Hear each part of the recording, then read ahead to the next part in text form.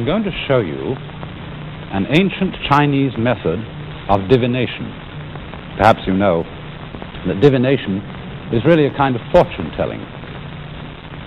But this particular kind of divination is based on what some people believe to be the very oldest of all the Chinese classics, the Book of Changes. I say divination is something like fortune-telling, but it's a little bit more highbrow than ordinary fortune-telling. One wouldn't, I think, presume to ask so hoary a book of wisdom as the I Ching what to bet on the stock market. Rather, one asks questions about one's spiritual, psychological state, or very great momentous decisions of life. The very old and orthodox way of consulting the Book of Changes is to use the stalks of the yarrow plant. A number of stalks are taken and divided at random, and so calculations are made. But this is a rather long and elaborate way of doing it, and a not so ancient but equally respectable way is to use Chinese coins. You know, the kind of coins that have a hole through the middle, and so that you can carry them on a string round your neck. So if I would ask the Book of Changes, what is the best thing for me in my present state? That is the sort of question that would be appropriate under circumstances like this. So we take the coins and we shake them and drop them. And according to the way they fall, heads or tails, we get a positive or a negative reading. In this particular case, we get a negative reading. The symbol which records the negative reading being the drawing of a broken line. That line is called a yin, or negative line. We do it again, and this time the reading is again negative, and we record it. We shake them again. This time the reading is positive, and we record that by an unbroken line, or a yang line, Y-A-N-G, representing the positive principle. Again, and once more the line is negative.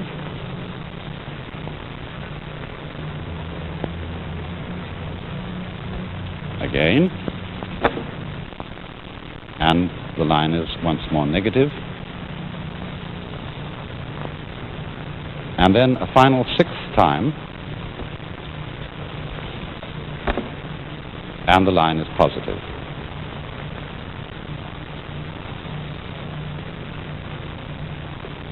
And so we get this figure. And in order to know what it means, we have to take a look at a very, very ancient diagram which may be familiar to you. Perhaps you've seen this diagram on Chinese bowls, or jewelry sometimes, or carving in jade. This is called Pa Gua, or the 8 trigrams. In the center of the design, you see this figure, which may be familiar to some of you as the trademark of the Northern Pacific Railroad.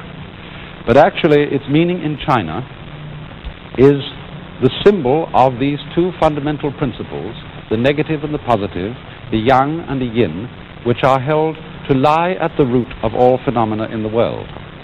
The word yang, which is represented by this comma or fish that is white, means the south or bright side of a mountain.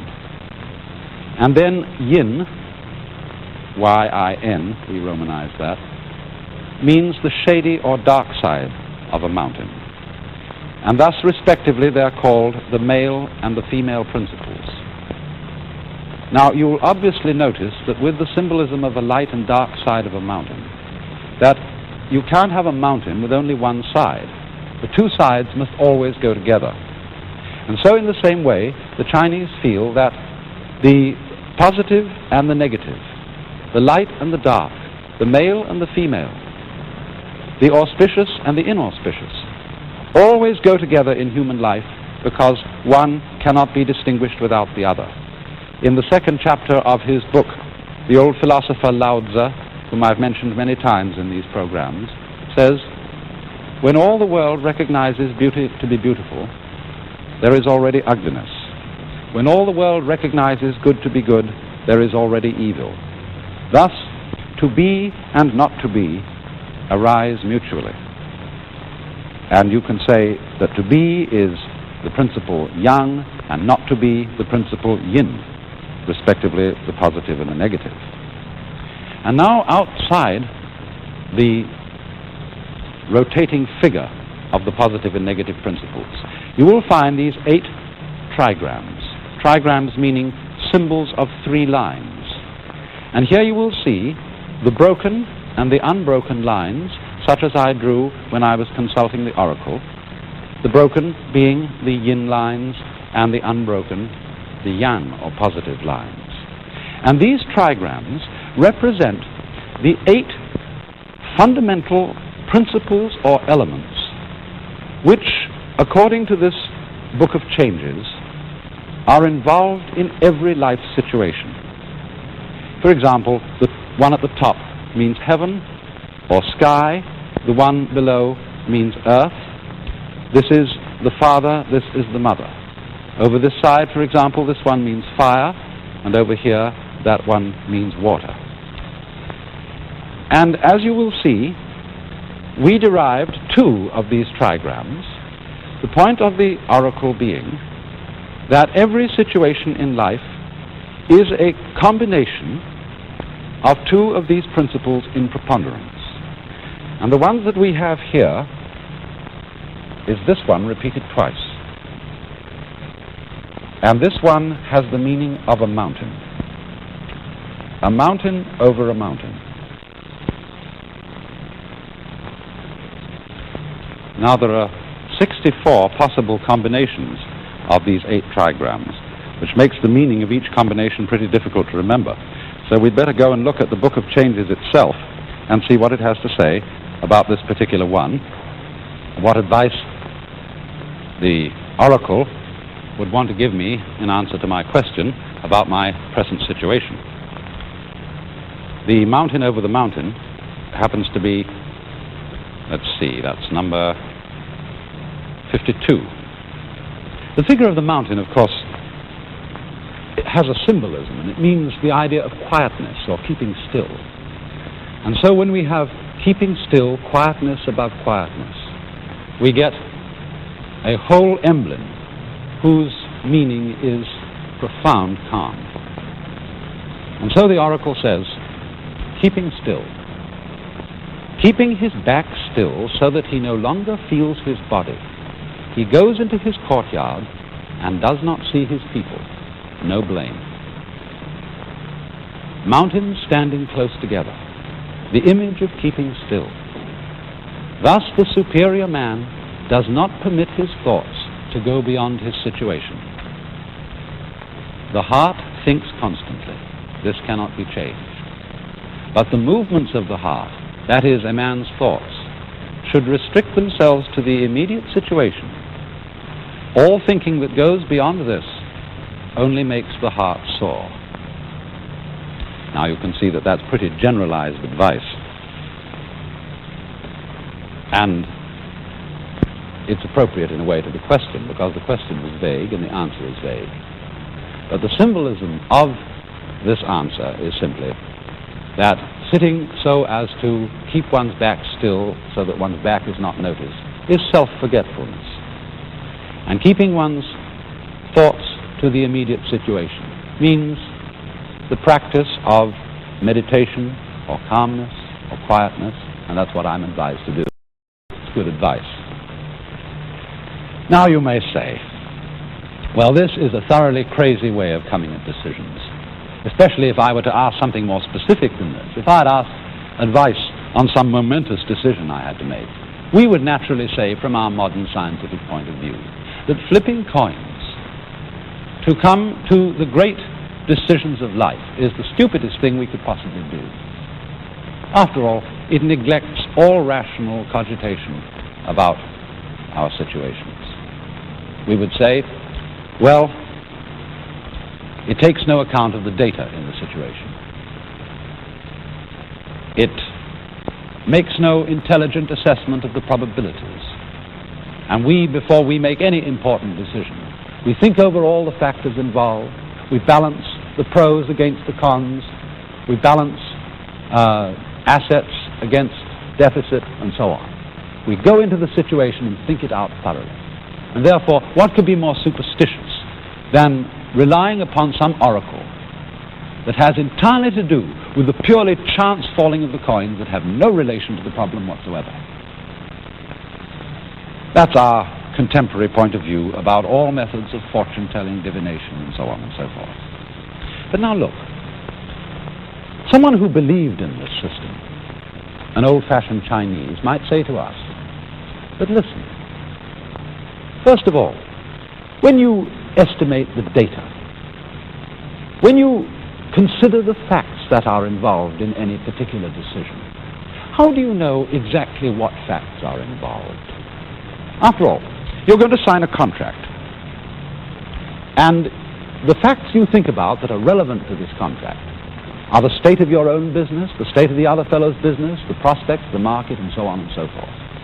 But something that you may never have considered at all may enter into the situation and change it utterly. The man with whom you're going to make the contract may slip on a banana skin and so hurt his head and become inefficient in business. How would anyone ever think of such an eventuality in taking a sane and rational view of the situation?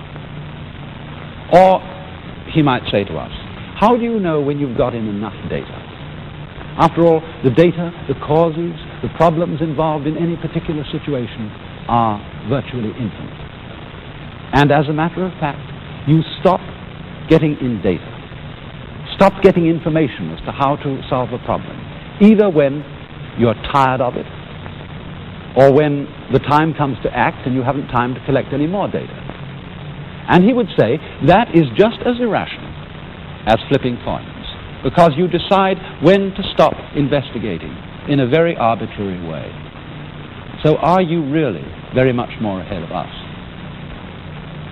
Well, we would say, what about probabilities? After all, we rely a great deal upon statistics in order to make decisions. And he would say again about statistics, yes, statistics are all very well when you want to know what a lot of people are going to do. For example, if you flip a coin, you know that if you flip a coin 100 times, there is going to be quite a probability that you will toss half of the time heads, half of the time tails. 1,000 tosses, and you will get nearer to an exact half and half. But each individual toss, the chance is 50-50 whether it will be heads or tails. In other words, you may have tossed 999 times, and you may have had 400 tails tosses, you may have had the rest heads tosses. So the probability will be on the thousandth that it will go to tails, because that's had the lesser number of tosses. But actually, your chance on it coming up heads or tails at that particular moment is, again, 50-50. And the probability really tells you nothing. And so in the same way with the actuarial tables of insurance companies, they will say the average lifespan of an adult male is 65 years. But on any individual case, these tables do not tell us when I am going to die. And so our Chinese critic might say, well, so you see, I myself am of a somewhat skeptical temperament, and I very much doubt, in fact, whether this way of coming at decisions really worked. Or, let us put it this way, we can never really prove whether any method of coming to decisions really works. I mean, I may make a foolish decision, and I call it foolish because as a result of it I get killed. But there's absolutely no way of showing that my getting killed at that moment didn't preserve me from a worse fate, from making mistakes that involve the lives of many other people.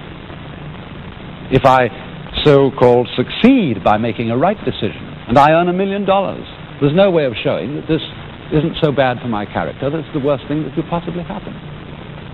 So we never really know whether the outcome of a decision is a failure or a success. Not in the long run, because only the unknown, what comes next, will show whether it was good or bad, and the unknown stretches infinitely into the future. But it seems to me that the importance of this old Chinese book of divination is twofold. First of all, there's a bad side to it, a distinct disadvantage in Chinese culture. The Chinese came so much to rely on the Book of Changes and to use its system of symbols, those trigrams I showed you, to use these for classifying all natural phenomena, that in the course of time it became a very rigid thing, and it excluded the perception of novelty. Now, the warning and the advantage to us in that is we can do the same thing with scientific method. There are certain kinds of personality who become very rigid in their scientific ideas and simply automatically exclude certain possibilities because they don't conform with alleged scientific dogma. Take, for example, what we call ESP, or extrasensory perception. I rather call it extraordinary sensory perception. But still, there is good reason to believe that there is extremely strong evidence for something of this kind occurring, and yet many scientific people will ignore that evidence because they say things like that simply can't happen. And that is to fall into the same rut that the Chinese fell into when they relied too meticulously upon the classification of the world and of events found in the Book of Changes. But there's a positive side to the picture, for this Book of Changes is founded on a view of life which is very suggestive to us, which is in accord with certain points of view that now develop in our own science. A way of life, a way of looking at life, which sees not so much the causal relationship between events as the pattern of events. Let me try and show that difference. When we think of causality, we think chiefly of the way events are determined by their past. It's as if events were a lot of marbles, and they're thrown together and they knock each other around. And therefore, in tracing the movement of any particular marble, we try to find out which other marbles knocked it, and so trace it back and back and back.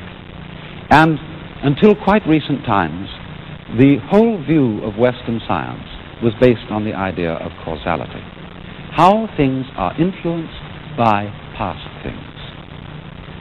But the point of view that underlies the Book of Changes, and the Chinese never really applied to their science, they applied it rather to their art and perhaps their philosophy of law. But the point of view here is different. It is instead of understanding events by relation to past causes, it understands events by relation to their present pattern. And in other words, it comprehends them by taking a total view instead of what we might call a linear view. If, for example, we can find a suitable analogy for the Western way of looking at things, we might say it is understanding events in accordance with the order of words. For example, I can say, this dog has no bark, and then, this tree has no bark. Now, the meaning of bark in these two sentences is determined by what went before them. I make sounds before I say the sound bark. Before I say bark, I say this dog has no. Now, if I want to know what bark means, I have to go back to what happened in the past. But if you take the order not of words, but what I would rather call the order of design, we get a rather different situation. Supposing I draw two small circles.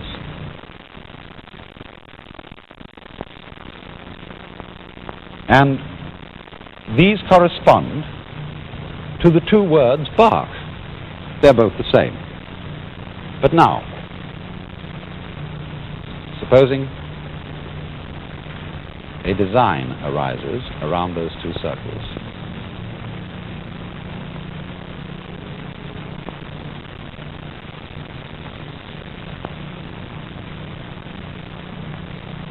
And then at once we see that in their context, those two original circles have quite different meaning.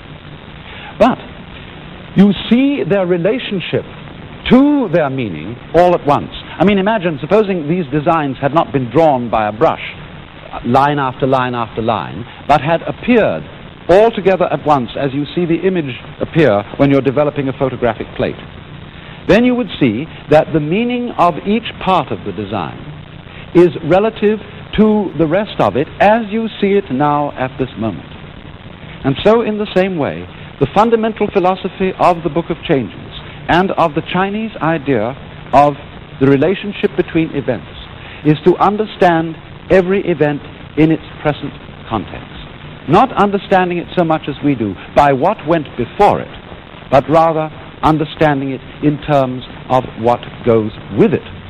Thus, the idea of the Book of Changes is to reveal through its symbols the total pattern of the moment when the question is asked, on the supposition that the pattern of this moment governs even the tossing of the coins. Now then, the interesting comparison that arises out of this is that because we in the West have tended to understand events in accordance with the order of words, in accordance with the order of causality, we have evolved the conception of nature as based on law. In other words, when we ask for the explanation of any natural phenomenon, we look for that explanation in words, in a formulation that will describe a law. On the other hand, the Chinese have not evolved the idea of a law of nature, but something quite different, but equally valid and equally useful. There is indeed a word in Chinese for law, in very much our sense of law. It's a rather interesting word, because as it was originally written, it was a picture like this.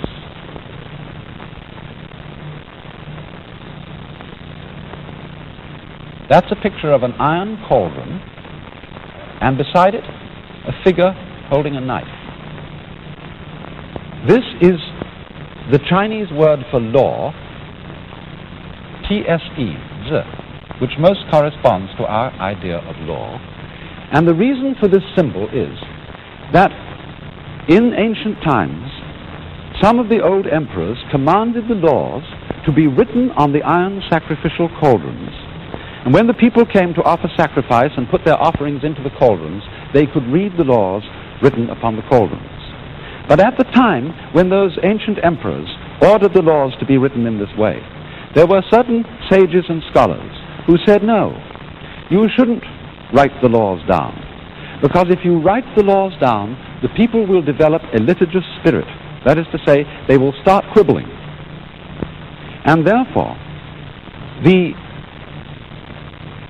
property of the order of nature is sometimes called in Chinese not this. The expression wu, ze, wu meaning not, wu ze is used, meaning apparently lawless. But it doesn't really mean lawless. For example, if we go for a moment to Chinese ideas of civil law, a good judge does not base his decisions on this kind of law, written down law, because he knows that no written law can apply to all the complex multiplicity of circumstances that may arise. And so he bases his decisions on what the Chinese call not law, but justice. This word is pronounced I. And justice in this sense corresponds rather to our idea of equity. It is the sensibility for order and reasonableness that is embodied in an individual. He hasn't got it clearly written down, but he is the sort of person who is able to judge in any particular circumstance whether a certain decision is fair or not fair. And they much rather trust a man who has E in him than a man who has a thorough knowledge of the rules. And so, we come thus to a conception of the order of nature that is one of the most important words in the Chinese language. And that is a word which originally meant the markings in jade, the grain in wood, or the fiber in muscle, and it's pronounced li. This is A character, then, meaning really the basic fundamental pattern of things. But such an image is used as the markings in jade or the grain in wood, because this is an extremely subtle, complex pattern, a huge area of events all happening together at once, which has to be taken in at a glance, in the same way as we take design in at a glance, understood at a glance, and therefore is not capable of formulation in the order of words. And so Li, meaning perhaps organic pattern, is the fundamental Chinese idea of the order of nature. In other words, when we think of beauty, we know very clearly what is beautiful and what isn't. But it's absolutely impossible to write down a set of laws and rules as to how one will create beautiful objects. In mathematics, for example, mathematicians often feel that certain equations, certain expressions are peculiarly beautiful. And mathematicians, because they are meticulous people, try to think out exactly why is this beautiful. Could we make up a rule for beauty? And yet they come to the conclusion that if we could make up a rule and apply it in mathematics, and always by the use of this rule get a beautiful result, eventually those results would cease to impress us as being beautiful. They would become sterile and dry. And so in the same way, the order of nature, the order of justice, the order of beauty are things which we can know in ourselves, but we cannot write down in black and white. And therefore, the superior man is one who has the sensibility for these things in himself.